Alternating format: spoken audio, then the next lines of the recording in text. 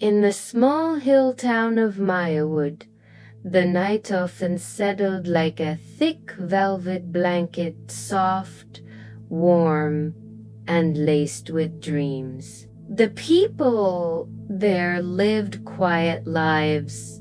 The sky, on clear nights, shimmered with so many stars that it felt like the heavens themselves leaned down to listen.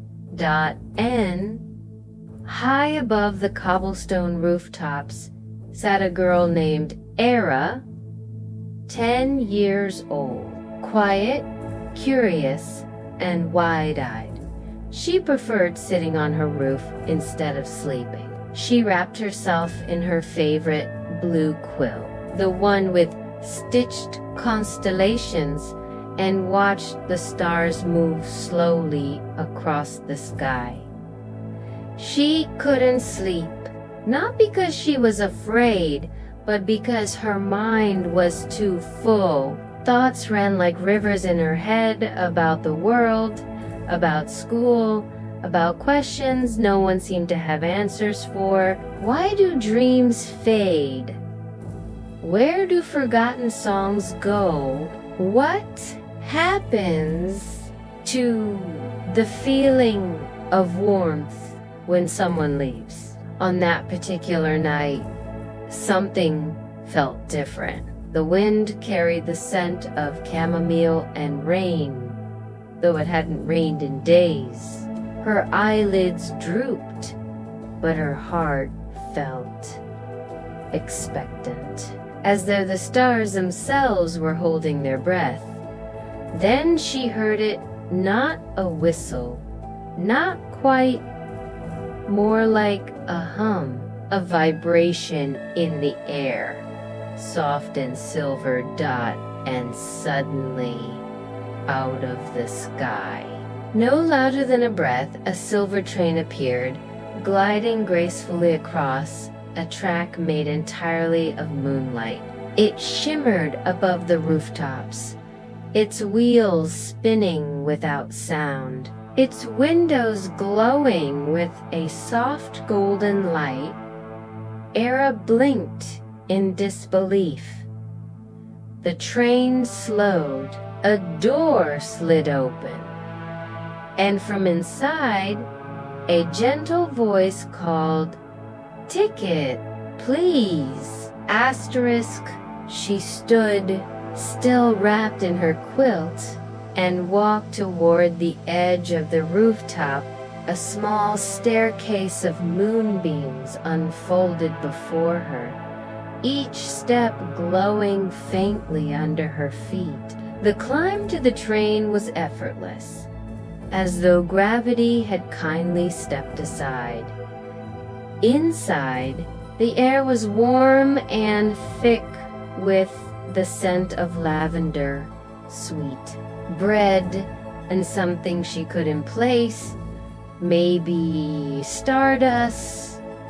The hallway was lined with velvet seats, walls etched with constellations, and floating lanterns that flickered with no flame. There were other passengers, though none paid her any attention. Some were curled in their seats, softly snoring. Others gazed dreamily out the windows, their expressions tranquil. Aira turned to see a tall man in a midnight blue coat with buttons shaped like stars and silver threads dancing along the hem of his sleeves.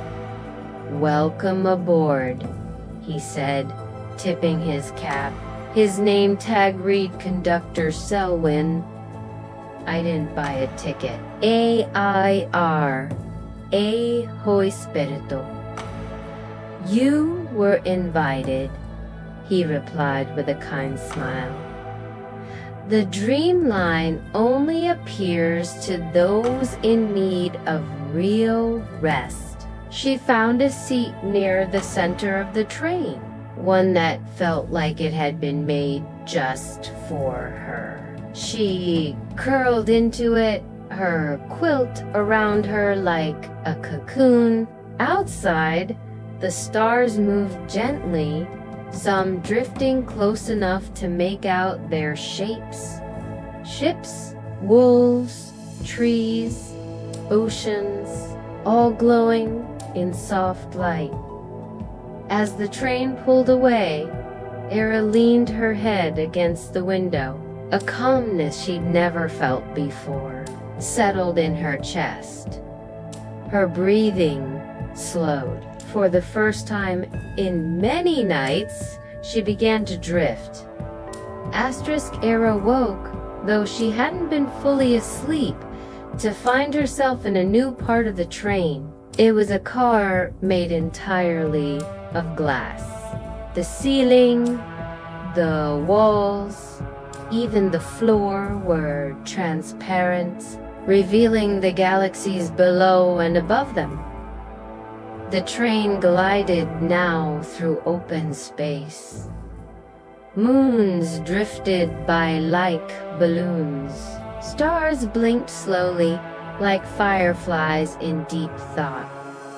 Floating cushions and loungers filled the observatory, some shaped like clouds, others like blooming flowers.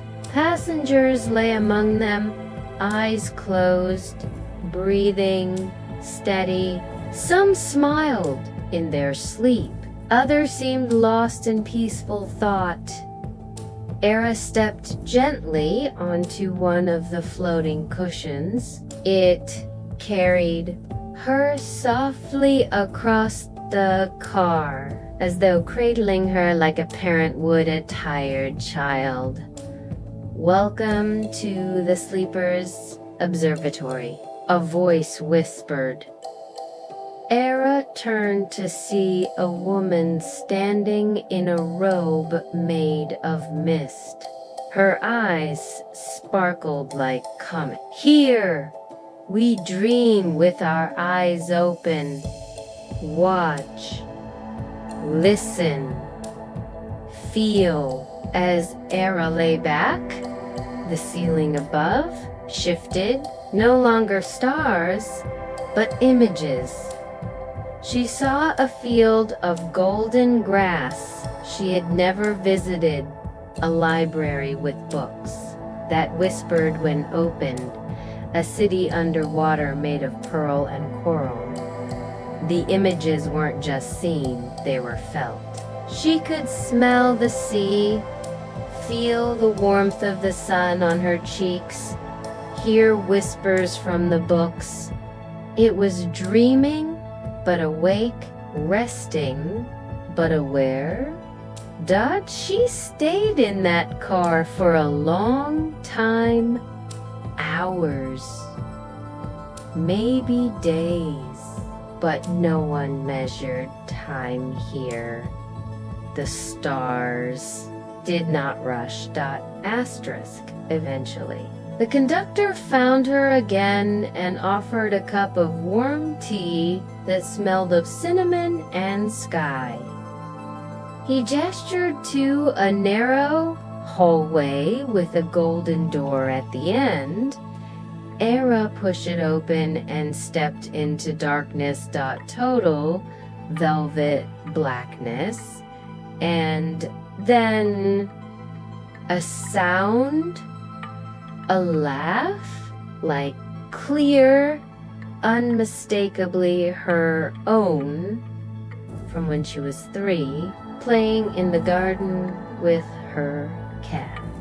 She had forgotten it, but the room hadn't. More sounds followed. The clinking of spoons in her grandmother's kitchen, the creak of the stairs. In the house, they moved away from the faint hum of lullabies on rainy nights, sounds she hadn't heard in years, some she hadn't even realized she missed. The conductor appeared beside her. The realm of forgotten sounds. These are yours. moments stored in quiet, choose one to carry home. Aira hesitated. So many sounds, each precious, but one stood out. The soft hum of her mother, singing just before sleep. When shadows danced gently across her bedroom wall, she chose it. The sound curled into a tiny crystal orb, which she tucked into the pocket of her robe. Asterisk. The dreamline slowed. Aira peeked out the window and gasped that the train now hovered above a moonlit village of white cottages, their chimneys puffing little clouds of light. Bridges glowed, suspended between floating lanterns. The sky had no sun or moon, just a soft Indoresto Wairaito. We've arrived at Solara, Selwyn said. You may step off, if you like. Aira followed the others onto a platform of floating stones that bobbed like lily pads. In the heart of the village was the pillow market, dozens of stalls selling pillows of every shape and size. Some were fluffy clouds. Others purred like cats when touched. How much for one? Aira asked a vendor made of feathers and light. What do you offer in return? The vendor asked kindly. She thought, then held out a memory, the feeling of waking up warm on a snow day, with nowhere to be. The vendor smiled. That will do nicely. In return, he gave her a pillow that smelled like summer rain and glowed faintly green. For when you need to rest. Even when the world is loud, Aira carried it with reverence, and before long, the conductor called, gently, all aboard. She glanced back at Solara once more, feeling it settle somewhere deep inside her. Asterisk one final carriage remained, smaller, quieter. Its doorway was draped with vines of silver thread, and wind chimes made of dream glass sang a soft tune. Inside, the car was filled with whispers that, not harsh or eerie, but kind, comforting ones. They floated like petals, brushing gently against her ears. One said, "You've done enough for today." Another, "It's okay not to have the answers." And another, softer still, "You are safe now." She sat in the middle of the car, surrounded by these whispers, letting them fill every corner of her being.